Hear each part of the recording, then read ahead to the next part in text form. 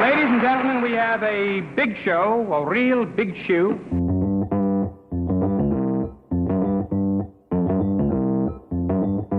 Live from Joe's mom's basement, it's the Stacking Benjamin Show.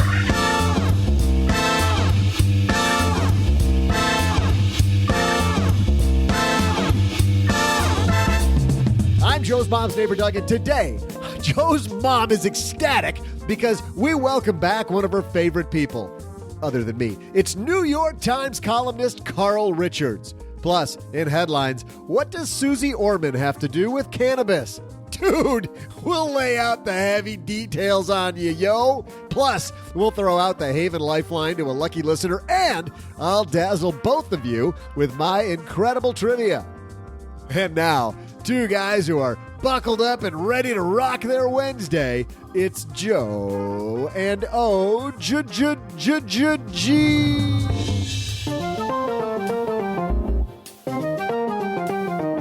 We are ready to rock because it's Wednesday. And unlike Monday, where I thought it was Wednesday, it actually is Wednesday, OG. We are halfway done with this week. Wait, this is today Friday? What's that? Well, Monday was Wednesday, then Wednesday's Friday? Well, unfortunately, Monday wasn't Wednesday. Wednesday's remember? a new Friday. Spoiler, Wednesday not be Friday. How about in the summertime Wednesdays are Fridays from now on? Well, I am down with that. Let's pass some legislation. Let's get that thing taken care of. It's fantastic. Okay. If I can get paid for 5 but work 3, I'm in. That's what you normally do. Oh, yeah, that's right. Welcome to the Stacking Benjamin Show. I am Joe Saul-Sehy, Average Joe Money on Twitter, just so you know which voice is which. And across the card table from me today, as he is every Monday, Wednesday, Friday, it's my good friend, the other guy, or as we call him, OG. Tis me. Today, dude, we are talking to the Carl Richards. Whoa. I love that guy. But you're not in love with him. Well, I might be.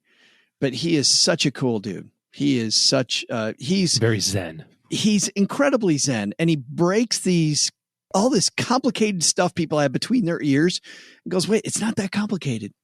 Love that. Absolutely love it. You know what else I love? Love learning new skills. Thanks to Skillshare for supporting Stacking Benjamins. You can join the millions of students already learning on Skillshare with this special offer. How about 2 months of unlimited access to over 27,000 classes on Skillshare for free?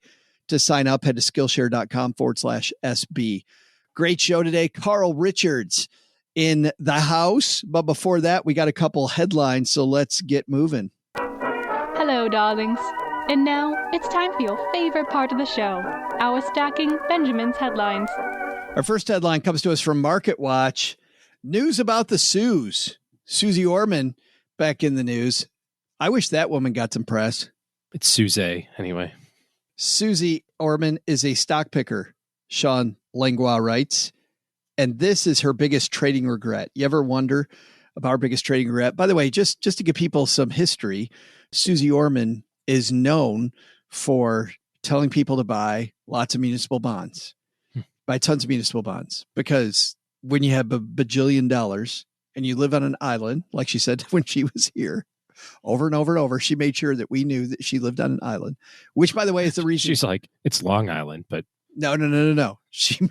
It is her own, of course, island in the Bahamas that she owns.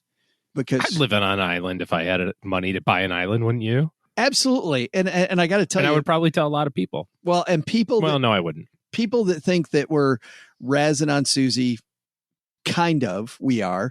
But I found when Suze came here, she was awesome. She was exactly what you would expect Suze to be. She had those tail feathers out, man, and it was a ton of fun as she peacocked around the basement, making sure we knew that she was Suze Orman. Yep.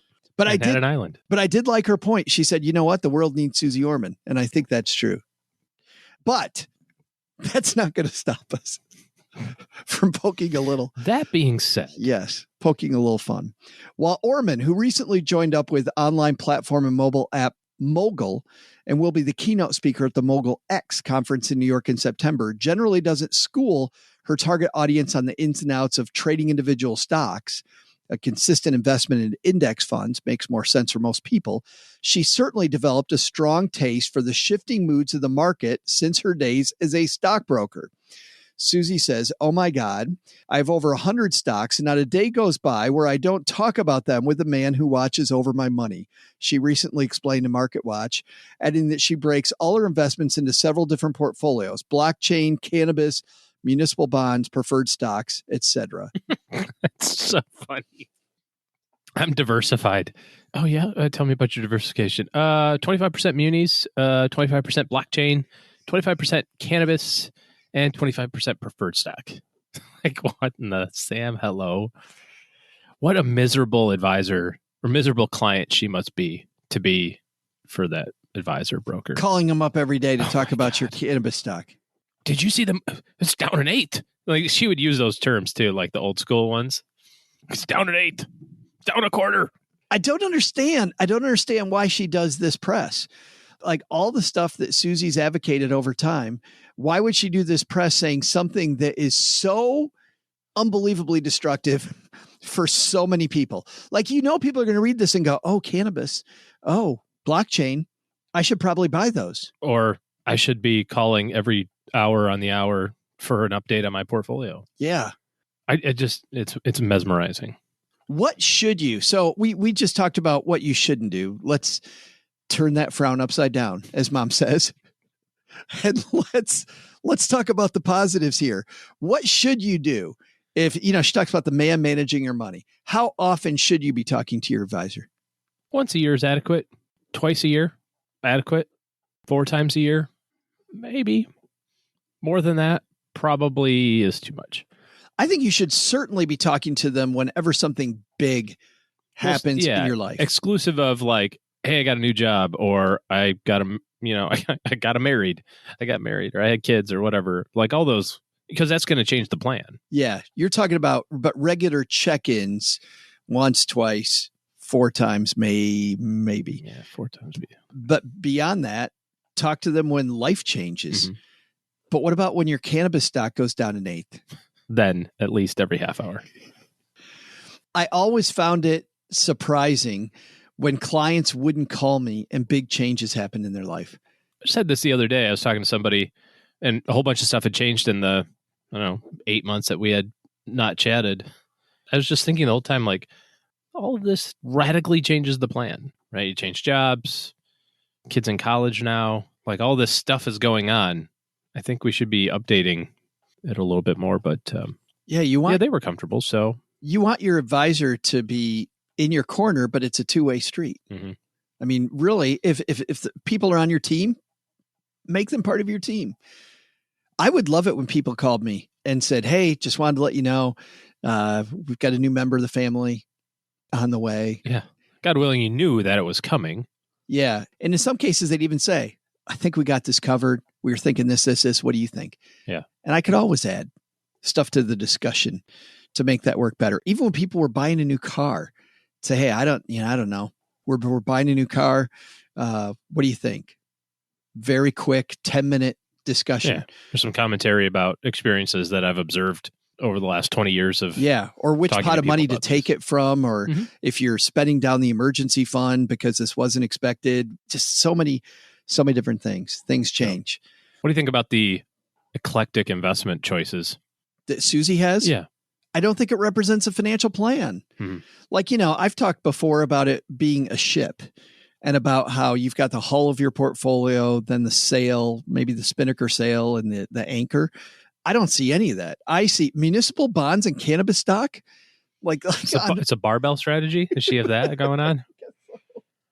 One end does nothing but save you money on taxes. The other end is like putting all your money on the roulette wheel. I kind of think about this from time to time, although not anywhere near it. I often wonder, does there eventually come a time where you can go, yeah, I'm good? But then the other side of it, it's almost like the same question of like, well, I got to retirement, I hit the number, now I can let off the gas a little bit. Not saying that municipal bonds are letting off the gas, because frankly, most people don't understand how risky those things are anyway. But I think the problem with that is you're missing out on the next, half a generation of, or more than that, I guess, maybe 2 generations of compounding that money could be, like we talk about the importance of the last double right before you get, from 55 to 64, that last time it doubles your money, and you go from $1.5 million to $3 million, how important that is. But how important is it also to, from 65 to 100, to get those other four doubles where you go to 6 and 12 and 24 and 48 million? And like, how does that change the dynamics of the family tree year after, generation after generation, versus going, well, I've got my money. My plan said I needed 3 million. I've got it. Now I can let off the gas, versus going, why can't I keep on growing this from now until forever? Future generations or legacy, or it's kind of like a trade-off, and like I said, I'll be interested to see how I think about it when I'm seeing. I might be like, hell with those guys, I got mine, Well, if at this point she thinks it's fun, she has enough money, she thinks it's fun. Yeah, she might own like 2 shares of 100 stocks. I seriously doubt that. but yeah. Our next. Don't be like Susie. That's the message. Yeah. That's not a financial plan. Mm-hmm. That is not a plan. Our second headline comes to us from Investment News. It's written by Mark Schaaf Jr. Found this interesting. Women whose spouses control the finances may be putting themselves and their families at risk. It says, danger when it comes to steering the financial ship. Women are hesitant to make waves. Over 40 years of marriage, one of Stacey Francis's clients took a backseat to her husband when it came to the family's investment and finances. In fact, she was given a strict budget she felt didn't provide enough money to cover expenses for their life in New York with their 2 children. Her husband took delight in her struggles, said Miss Francis, president and CEO of financial planning firm Francis Financial. She thought they were destitute because she was given so little to live on. Miss Francis said that was his way of controlling her. Later, when her clients got divorced, she learned the couple had more than $10 million in investments. Even though she took steps to stand up for herself by getting out of the marriage, financial autonomy is still a long way off for the client. She had worked with Miss Francis on an hourly basis through the divorce, but against Miss Francis' counsel, decided to continue to rely on her husband, who was himself a financial planner, for financial advice. This is messed up. This is just so messed up. This is very screwy. But it is tough. I want to get to this point. I want to ask you if this still happens today. You're working with a couple, you're talking to them on the phone, and they say, well, you know what? Both of us aren't going to come to the meeting because X person controls the finances. This piece about somebody getting really shafted by their spouse and not really knowing what was going on, being surprised that they had $10 million of investments. None of that would have happened if they just did it together. I think the difference here is that the person was also the third party professional. You know what I mean? Like in your example, you're talking about a couple and then having an advisor there. But when the part of the couple is the advisor, you don't have that third party person to go, I think this is a little silly. I always like to just kind of play Columbo a little bit, and you start doing the math sometimes.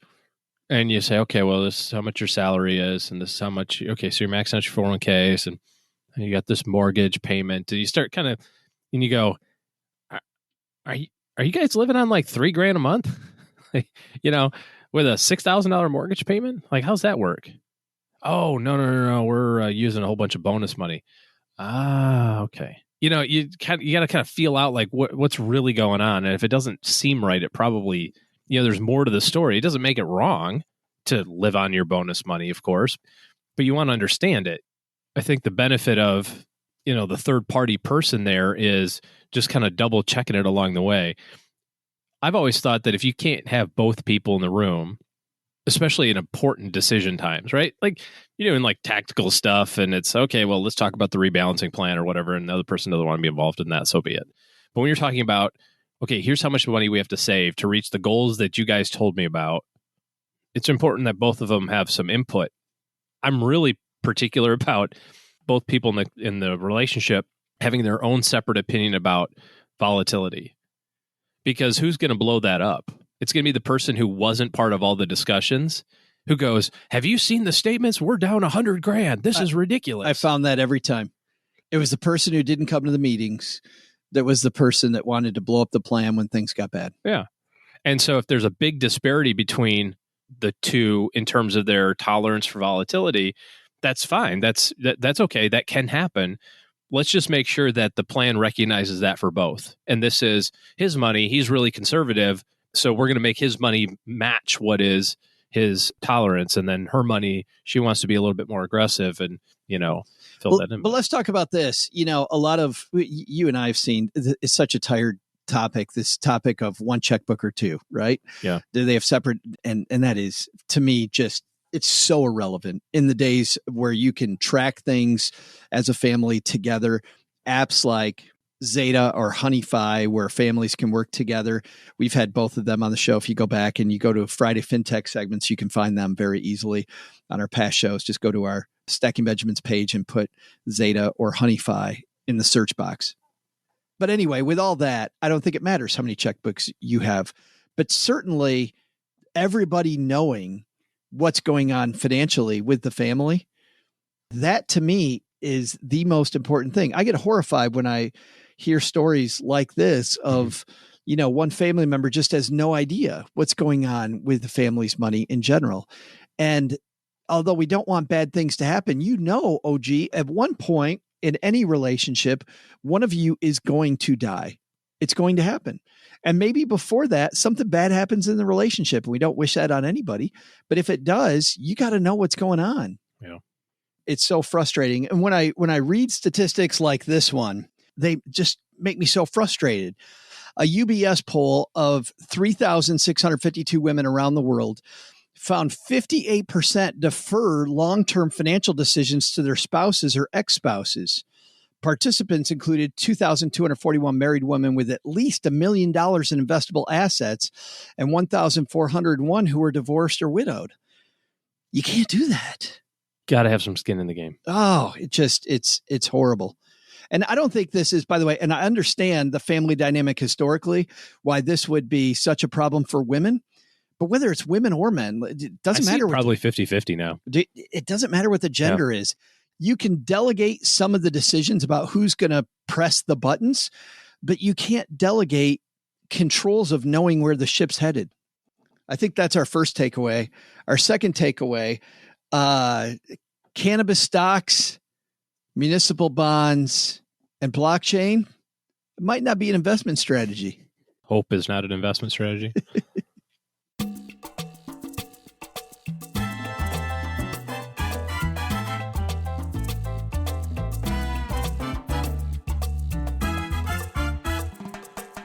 Well, he is a gentleman who we're so happy we've been able to talk to him a few times.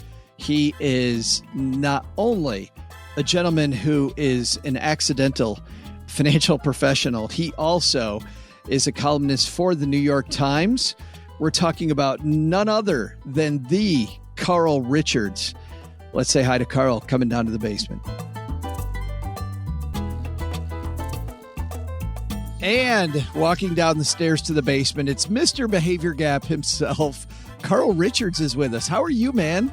Super good. Yeah, really fun to get a chance to chat with you again. It's funny how similar the basement looks to last time I was here. And it's a completely different basement. How about that? I know. How did you pull that off? Well, it takes skills. Skills with a Z. Yeah, with a Z. That's exactly right. The last time I talked to you, you lived in Utah. It's been a good 4 years maybe. And now tell me where you're living. Yeah, so we are 3 years into a 1-year trip to New Zealand. So we live on the South Island of New Zealand in a small little town surrounded by national parks and big rivers and the ocean. Did you get lost? Is that the deal? It's pretty close. It's been such an amazing experience. We've sort of given up, like it's funny coming from somebody who's supposed to be a quote unquote planner. We've sort of given up on making plans because we sort of think men and women make plans and God laughs, right? So we were like, well, we're here. We'll see what happens for the next 6 months. So we've thoroughly enjoyed it. But is this part of the plan? I mean, I'm thinking we just had David Bach down to the basement and he's headed to Tuscany for a year to live with his family. You're in New Zealand. Is this part of the big master plan?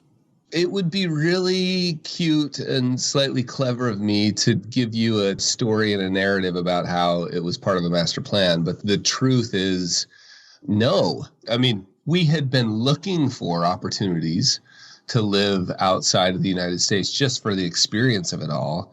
we'd been looking for 20 years. So it wasn't that we weren't kind of playing in that traffic. Yeah, we were playing in that traffic. But if you had said 3 months before we actually moved to New Zealand, our whole family, if you had said 3 months before we actually got on the plane that we were going to New Zealand, we would have said, no, it hadn't even crossed our mind 3 months before. Not once. And you guys, I'm just imagining you and your spouse sit down to dinner one night. You're like, how does New Zealand sound? Had you been there before? We'd never been here. Here, I'll tell you the quick story. We had thought about trying to move to France. We've got a daughter who, just by sheer luck, the school we were in Park City, Utah, was the school she was zoned for, started a pilot program when she started in kindergarten, half the day in French, half the day in English, all the subjects in French, all the subjects in English, and then they would switch. And so by the time she was in 4th or 5th grade, we had been entertaining the idea like, hey, someday it'd be cool to spend a school year. That was our thought, a school year in France. We had gone to some mountain towns in France because we lived in a mountain town, and our other kids would have loved skiing and the Alps and all that stuff. We thought about that, and we were trying to make that work. We gave up on it because we had a service opportunity with my church, actually, that came up that was going to be for a set number of years. So we were like, we put that on the back burner. And then another window opened. We thought France, and we started checking into it. It's just nothing was working. It wasn't working. And we were complaining probably not complaining because it was my wife. She probably wasn't complaining. She was just telling a friend about it. And the friend says, you should go to New Zealand. I have a house there and, car and kayaks and you guys should go there. And 10 days later, we had plane tickets. Unbelievable. Yeah. And we'd never been here. We didn't end up staying in her house. We didn't end up doing any of that stuff. But 10 days later, that's how the whole decision was made on where to go and how to get here was my wife's conversation at yoga. How do you think about the fire movement? Because this seems very fiery to, live kind of for the moment. That's a really, really interesting question, actually, because the only dilemma with it is, and this is, Joe, I haven't had really like a conversation about this publicly, so it's fun. People get this impression, and I just want to clear this up. People get this impression that it's like, easy for you to do, Mr. Moneybags, or something. It's really important for all of us to understand that sort of view, it is always relative, right? So I've got friends who make ridiculous money and have saved ridiculous money, like airplane rich style money, who are like, I'd love to do that, but I just can't afford it. You're like, what are you talking about? And then I've got other friends that have nothing, and they're traveling around the world. And again, we've got to also separate out, like, traveling is the thing. Well, no, I'm not even saying that. Like, I'm simply saying, if you've got a thing that you want to do, and for us, it happened to be go spend some time in another country. For you, it could be see every museum in your city. Like, it doesn't matter what it is. If you've got a thing that you want to do, I think we end up saying, and I think the fire movement there's elements of the fire movement that strike me as like, I bet if there are elements of the fire movement that would look at my balance sheet and say what we're doing is irresponsible. And my response would be, well, wait, I think you missed a line item on my balance sheet. The line item says experiences with the family.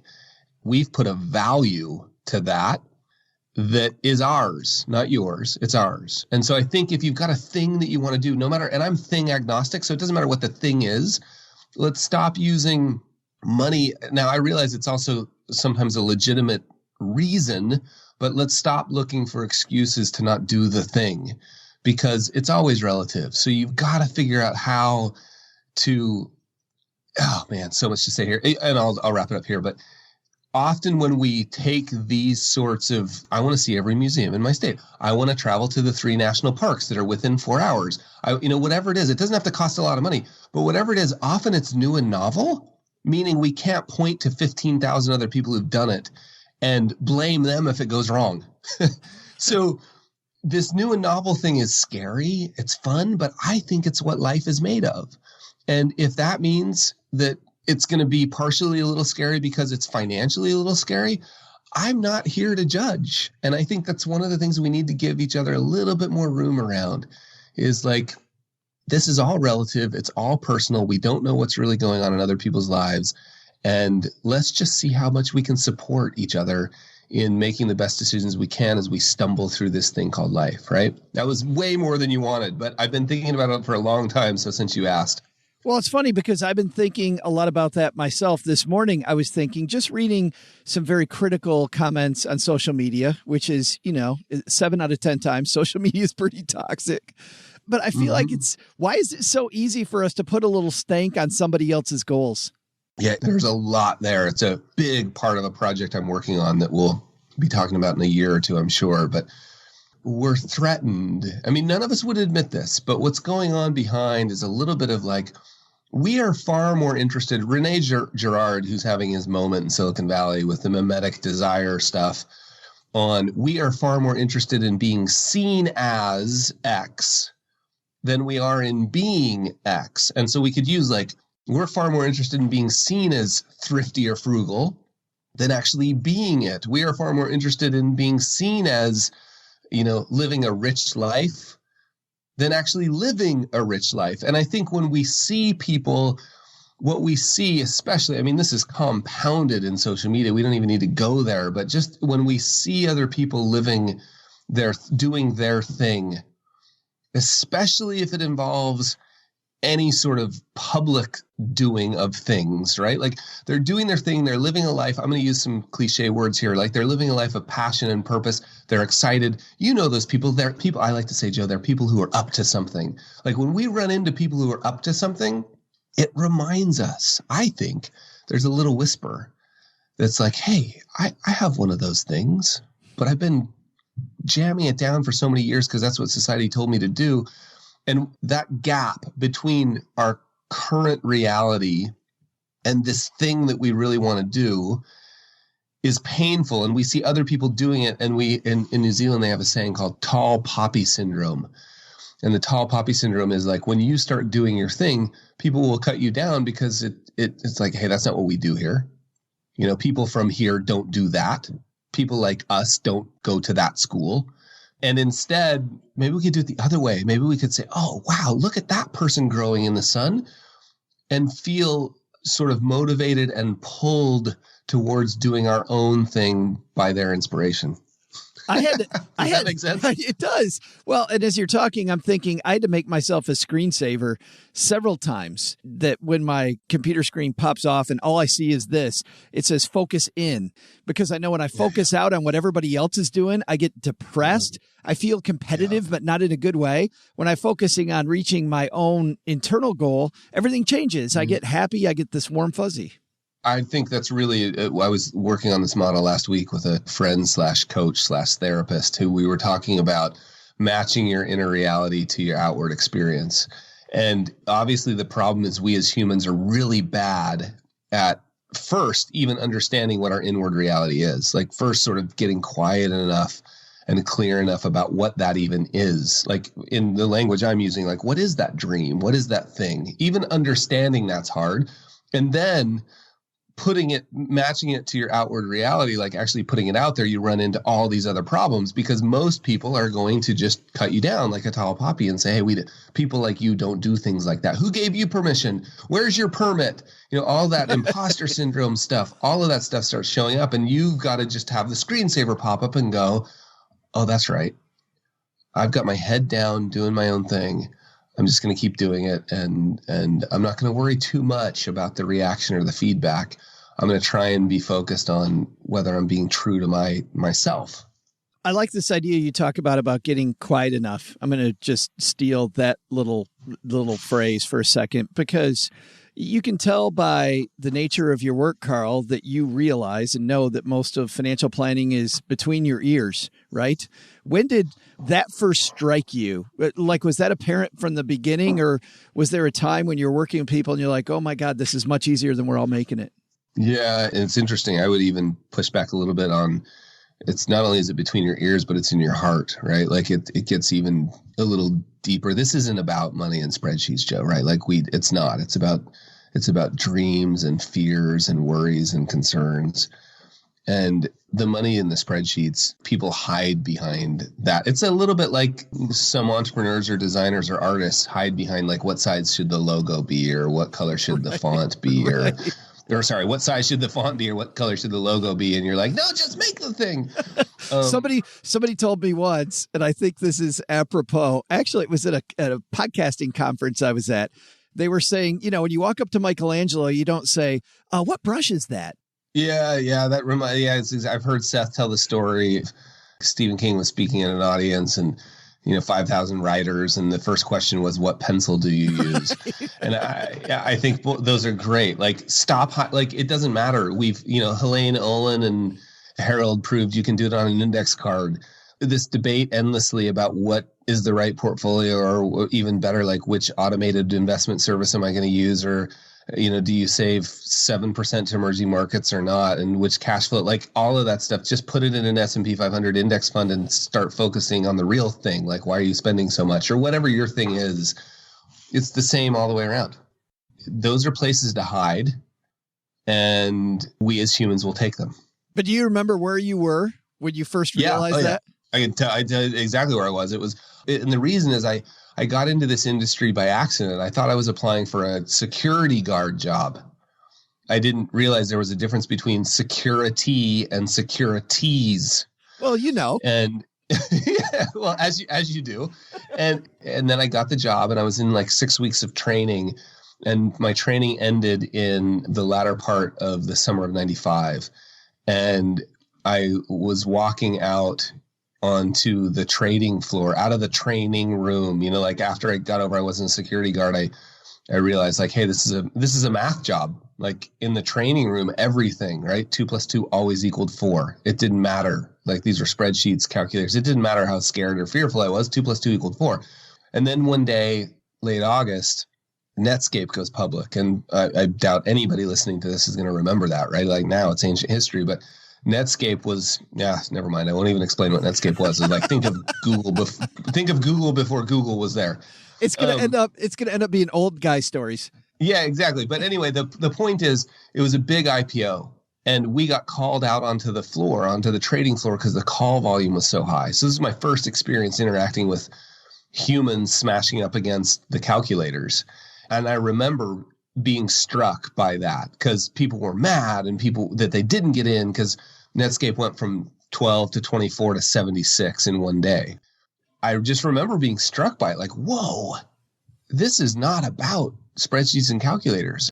So I got into the industry by accident. I stayed on purpose because of that experience of humans smashing up against calculators. So that's where I was. And then I just kept finding that over and over and over. Wait, this isn't about, here, one last story on that.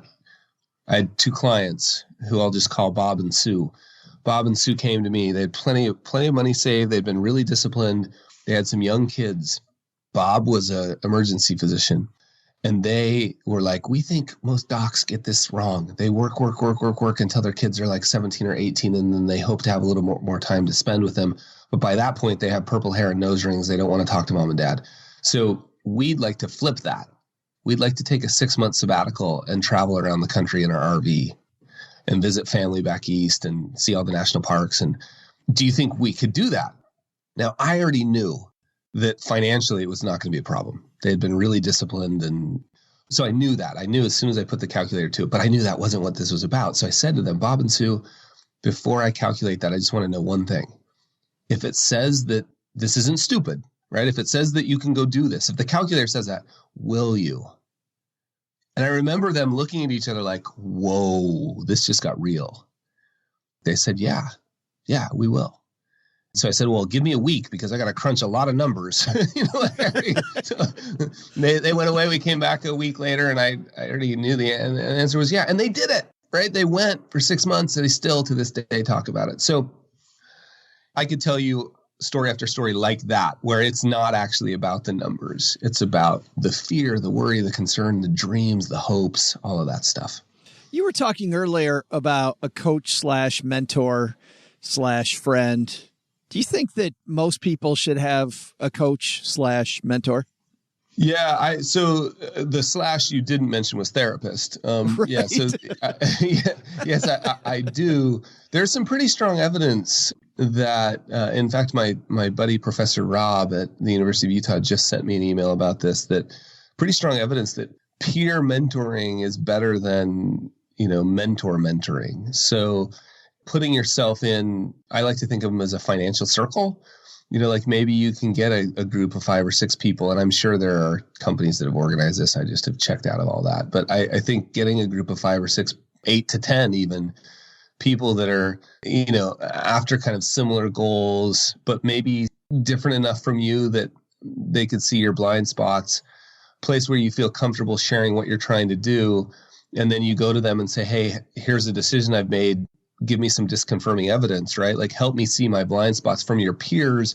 The nice thing about peers is their ability to say, chances are if you have 8 to 10 peers, one of them has run into your challenge. And they can say, hey, here's what I did when I was dealing with that challenge. So yeah, I think maybe to your point, yes, people don't hire financial planners because they're dumb. They hire financial planners because they're not them. And you can build that same, I'm not saying you can replace a financial planner, but I'm saying you can build a lot of the same feedback loop by getting a group of people together, whether that's a mentor or a group of peers. Well, and that's important, I think, Carl, because as you know, there's a group of people that say, well, I can't afford that. Once again, we go back, we have a bunch of excuses, but this whole idea of peer mentoring, I mean, we can all do that. Yeah. Oh, man, I can't resist. Like, I think there's 2 things. One, there are certain situations financially, jobs, where like you've got a job, you've got a salary, and you may be sort of thinking there's nothing else you can do. And I point people to Ramit Sethi's work on there. I think I would push back that there almost always is something you can do. But let's talk for a minute to the people who are running their own business, are engaged in quote unquote side hustles, whatever you want to call it.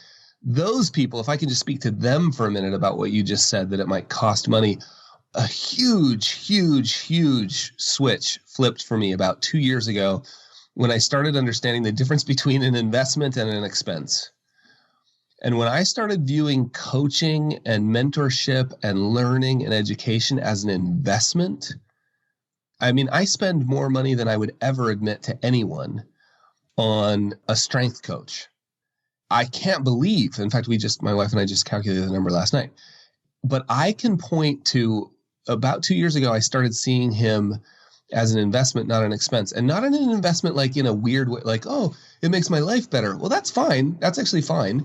But I can point to direct ROI at the business from my work with the strength coach because it's made me more resilient and better. So that's just one example of, I don't think if you have the ability to carry your own water and chop your own wood in terms of running your own business, I want to spend more on those sort of coaching because you can't afford not to, is my theory. Yeah. Sorry, your point really was if you're in one of those situations where you can't see the ROI, everybody can put together a group. You've got friends just like you. And all you're volunteering to do is say, hey, look, can we maybe chat once a month? Or I think once a week, here's what I do. Once a week, I'd say, here's what this peer mentorship looks like. You tell me what you want to do this week, Joe. I'm going to write down what you tell me. At the end of the week, we're going to meet again.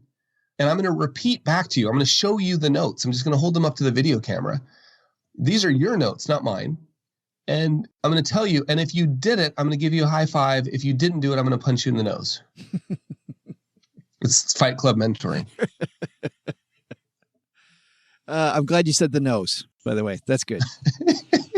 Exactly. It's always the nose. I want to ask you about what you're doing at the Behavior Gap now, because part of the reason I reached out to you was that I heard this rumor that you might have some coaching coming up of your own. You're going to be doing some of that as well. Yeah, it's funny you say rumor because we've actually made it quite hard to find. I heard it from a very reliable source though. So somebody that gets the dirt. Yeah. Yeah. So we, Well, we're making some big changes. And part of those changes, those are not part of the rumor you heard. You're hearing the rumor first here. Part of those changes are engaging in that little gap we talked about earlier. Like this, how do you take a dream and make it reality? Like that's some of the work we're going to be doing, and people should be on the lookout for that. And the best way to keep up with that is just to get on the weekly letter list. Just get the email once a week. I try to deliver as few words as possible in a sketch, but our commitment is it will take you 3 minutes to read, and our hope is you'll be thinking about it all week. But as we make some changes, they'll be announced there. But what you're referring to is we've built this workshop called Talking About Money. And it's really specific. It's for spouses and partners. So it's not about how to talk about money with your kids. It's not about how to talk about money with a business partner. It's about how to talk about money with your spouse or your life partner.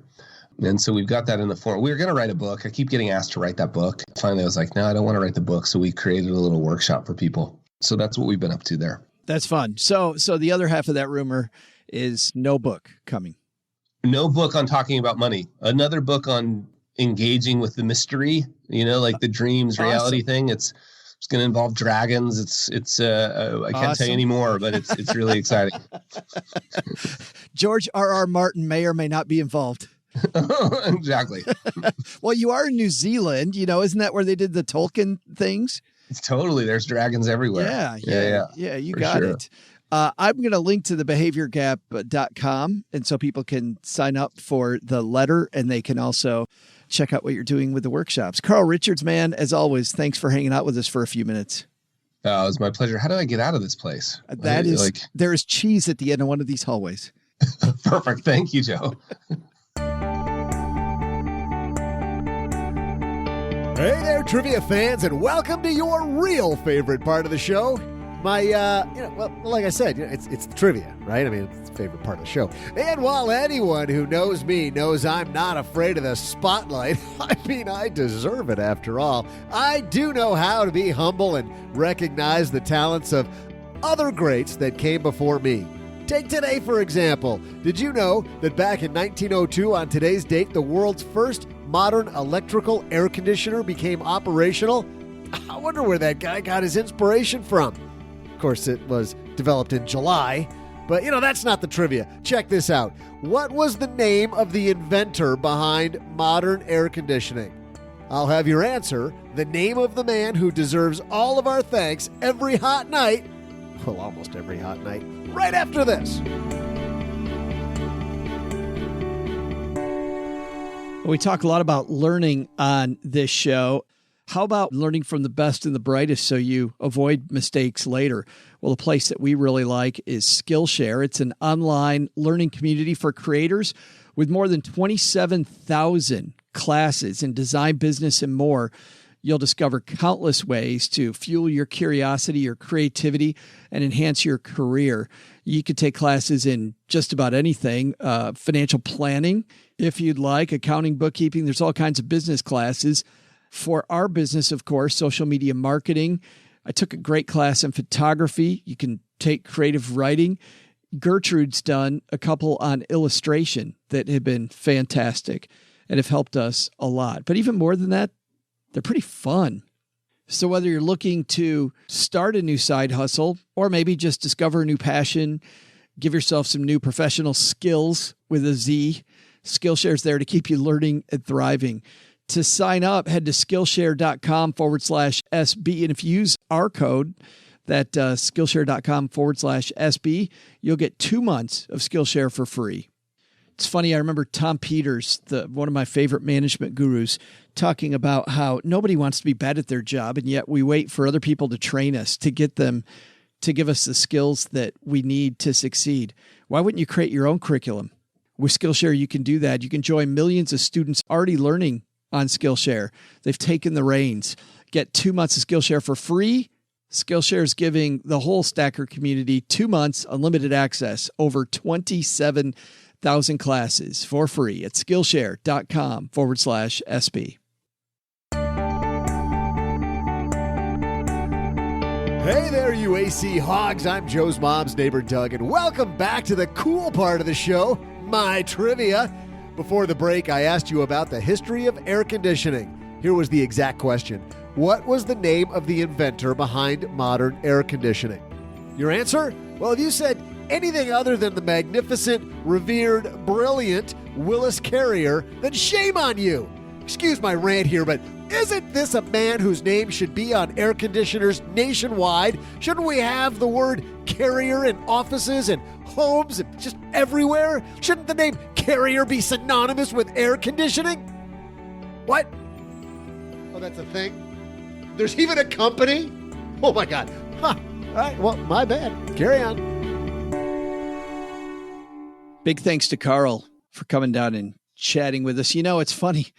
It's funny, OG, picking up and just moving to New Zealand. He's like, and I'm out. It's so Carl. It's like, you know what? We just decided, let's just move to New Zealand. Have you ever thought about that? Just picking up the family and just moving somewhere? I did that. Well, that's true. You did do that. I mean, yeah, probably at a faster clip than most people make those decisions, frankly. You did do that fairly quickly. But, you know, David Bach now is in Tuscany with his family. Forever? For a year. Oh. They're moving there for a year. Carl said they were, you know, they're in what do you say, the 5th year of a 2-year, what they thought was a 2-year journey. We're in the 6th year of I guess forever. Of a forever. Yeah. Cheryl and I have talked about this. And as you know, that's our goal. If there's a way to be able to podcast from anywhere on earth, like I'd love to be able to just do this from anywhere. I'd love to see you schlep all this gear. Yeah, that's part of it. I mean, seriously, between that and when I tried it, as you know, a couple of years ago, to work while I was in Europe, man, every person who owned an Airbnb said, "Oh, we got great Wi-Fi." No.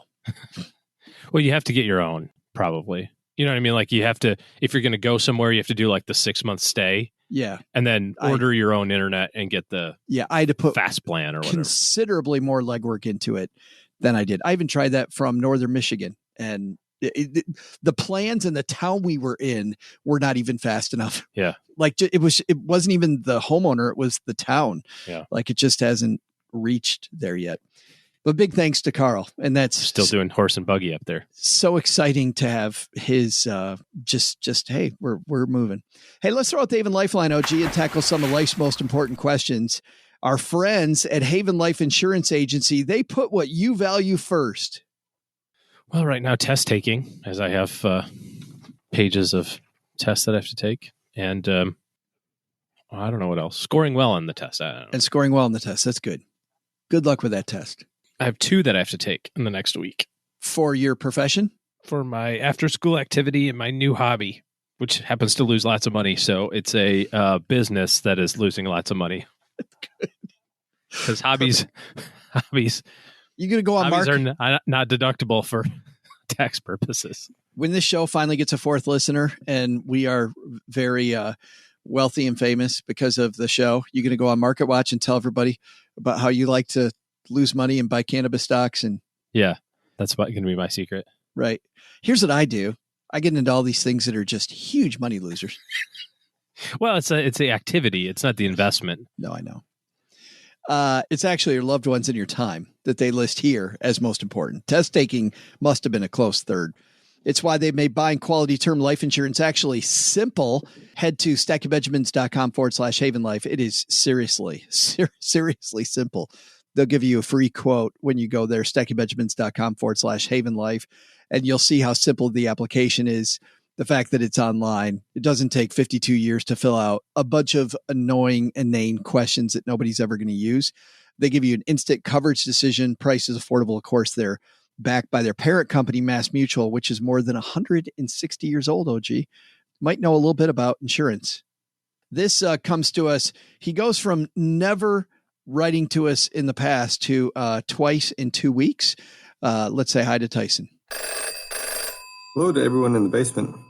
This is Tyson in Alaska. I'm really looking forward to a free t-shirt.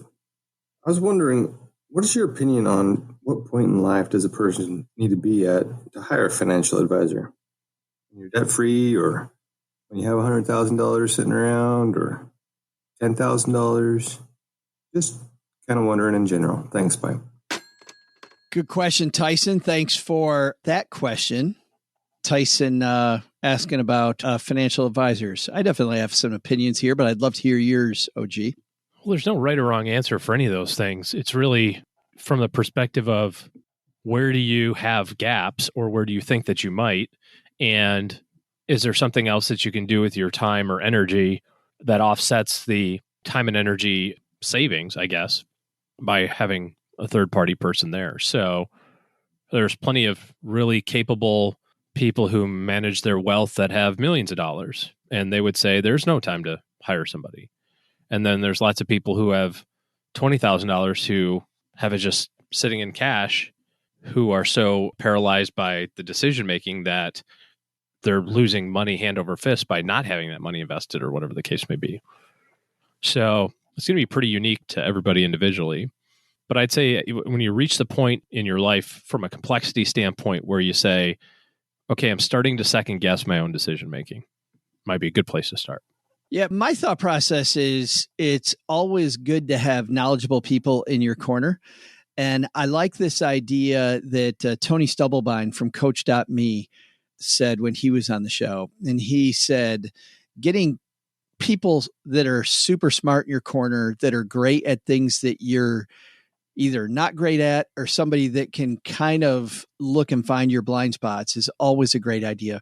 But you don't need to think of them as permanent, as a lot of people do when they think about these things. So as an example, Tyson, if you're trying to get out of debt, I know plenty of phenomenal bloggers that have been there, that have created courses where they can show you all the stumbling blocks they went through.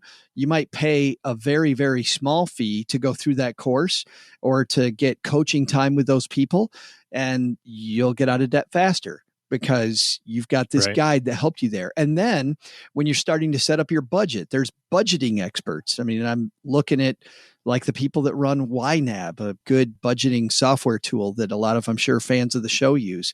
So setting that up and getting that working, there's experts in that area. And then when you have assets, there are people that actually help you then look at the full picture, holistically, to see how that works. So let's put it this way, rather than I was about to put it very negatively, let's put it positively. It's always great to surround yourself with people that are smarter than you. It's always a great idea. You succeed at that on a weekly basis. Thank you. But Mom is upstairs. We can compliment her later. That'll be fine. See? Touche, man. Touche. You learned that from me, from being around me so much. I might not have, but nice try again. Thanks, Tyson, for the question. Got a question for the show? Head to stackingbenjamins.com/voicemail. That gets you in the queue of questions. And looking at the questions, we have a few here, but we are always excited to answer yours. Looks like, OG, looking at the questions, we should have another letters episode coming up soon. Because I'll tell you, knock all those out finally, huh? Well, I'll tell you what's really cool is that now that we no longer have letters to the show, now it's going to be a series of voicemails. And I think that's better radio too. Instead of having Joe. But not a letters episode, it's a voicemail episode. Yes, it will be calls to the show episode. Big thanks. People have left a review of this here podcast. This comes to us from Zero Emission. 5 stars, impressive interviews of various guest speakers. I'm amazed at the quality of the guest speakers and Joe's interview skills, where he asks in-depth questions about the guest books or business ventures. I also appreciate the witty banter between Len, OG, Paul. I like how OG can read the financial news headlines and remain calm and stay focused and not easily swayed by background noise. I like hearing how your team answers financial questions, but wish the questions could be answered in a more interactive manner, since I'm sure that will change your response, customized response better. Love the cerebral effect of listening to your podcast during my long work commutes. Reminds me of the Car Talk show with muffler sounds and all. Well, it's funny you say that, Zero Mission. We actually, when we started this podcast, I've said this before, that I have been told that I should create a podcast, and I had nothing to say. And then I realized one day listening to Car Talk, I said, nobody's doing a show like Car Talk in the financial sector, where you're surrounded by good financial stuff, but you were not necessarily concerned about people learning anything. I feel like you learn more when you're just playing around having fun. It truly is frankly, and I'm not going to say this over and over again because we don't want to ruin our reputation, but I do think you learn way better. We're being sneaky. When you play. We're being sneaky. Yes. So thanks for that. If you could leave us a review of the show, that'll tell people what they're getting into when they listen to Stacking Benjamins. Also, last thing here, speaking of financial advisors, OG and his team are taking clients now. So if you'd like to get on their calendar, the way to OG's team is this, stackingbenjamins.com/OG. All right, that's going to do it for today, peeps. Thanks for hanging out with us on a Wednesday. We'll see you back here on Friday. Doug, take it from here, man. What should we have learned today? Yep, sure thing, Joe. I got it. First, everybody, take some advice from Carl Richards and get out of your head. While financial situations often seem complicated, they're much easier if you get rid of all the fluff and just get back to the basics.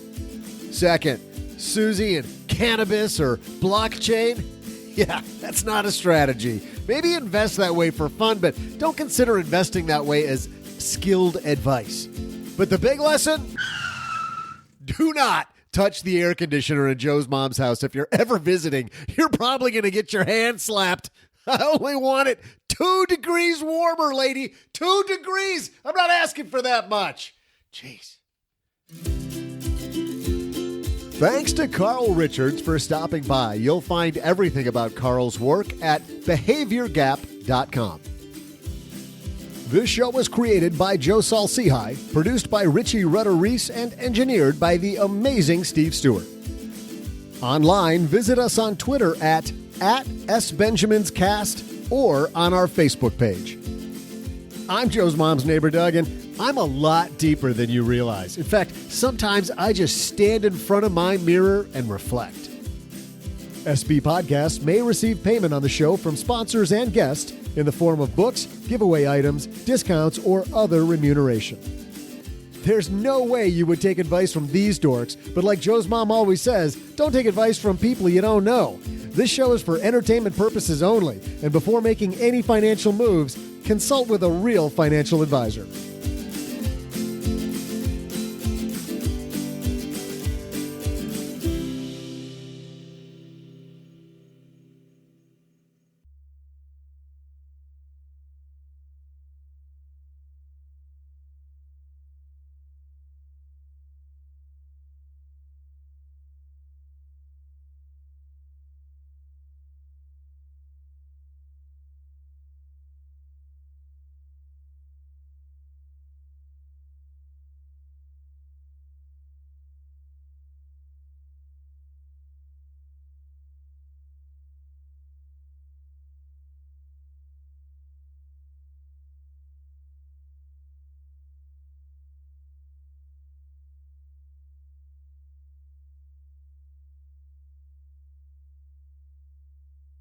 I don't know if you know this, OG, but they're showing superhero movies at the Cineplex these days. What's a superhero movie? I know. I had no idea. It's amazing. Brand new thing. Superhero movie. Can see 1, 2, 3, 5, 50. 72. Yes. So Spider-Man, this movie called Spider-Man was coming. Well, I'm kind of sick of superhero movies. I thought, let's go see this thing. I'm going to play this trailer, including the beginning for Spider-Man, because it also includes a very important announcement for people that haven't seen Endgame. The Spider-Man Far From Home trailer is about to play, but if you haven't seen Avengers Endgame yet, stop watching because there's some serious spoilers about to come up. But if you have seen Avengers Endgame, enjoy the trailer. Everywhere I go, I see his face. I just really miss him. Yeah, I miss him too. I don't think Tony would have done what he did if he didn't know that you were going to be here after he was gone.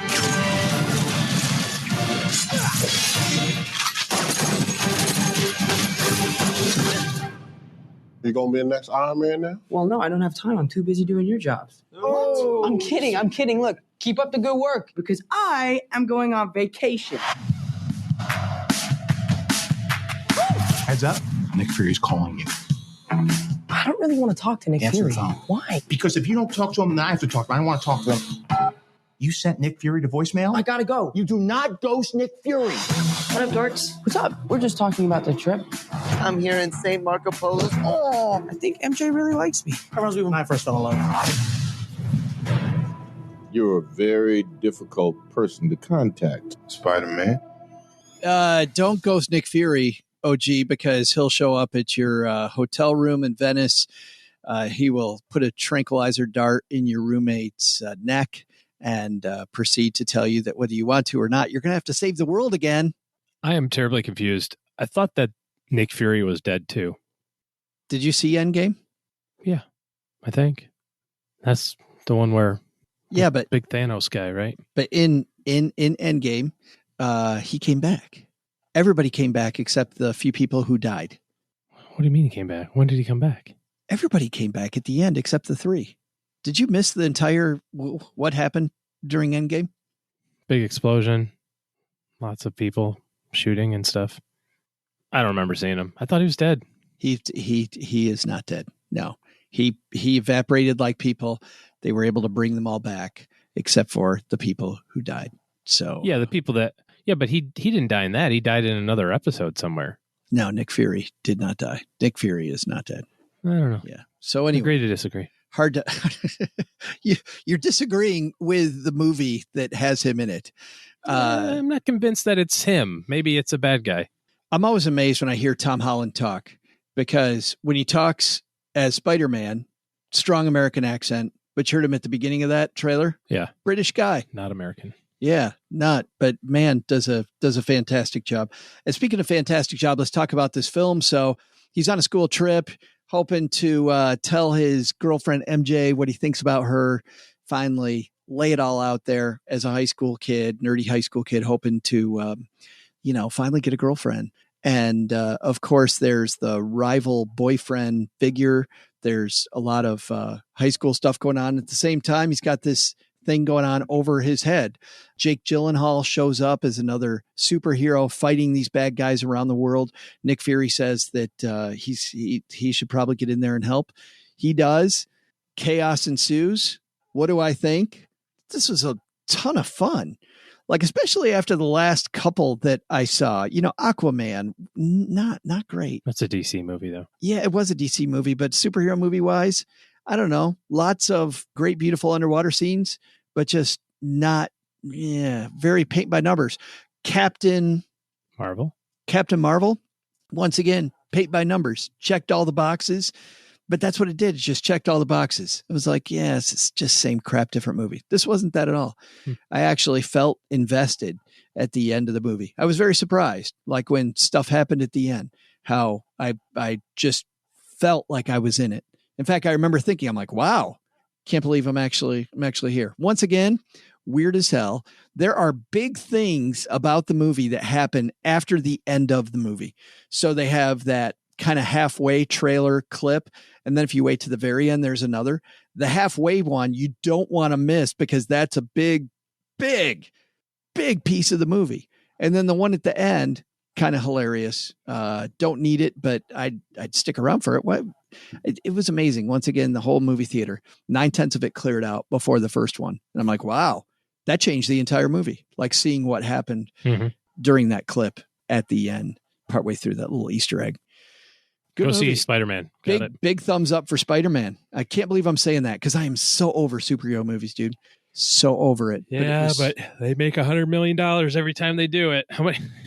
You got that golden goose laying those eggs. But there's a reason this one's breaking records this summer. I mean, this one's really dominating the box office, and I think that's word of mouth. People are saying Spider-Man, pretty darn good. Okay, see you in a couple days.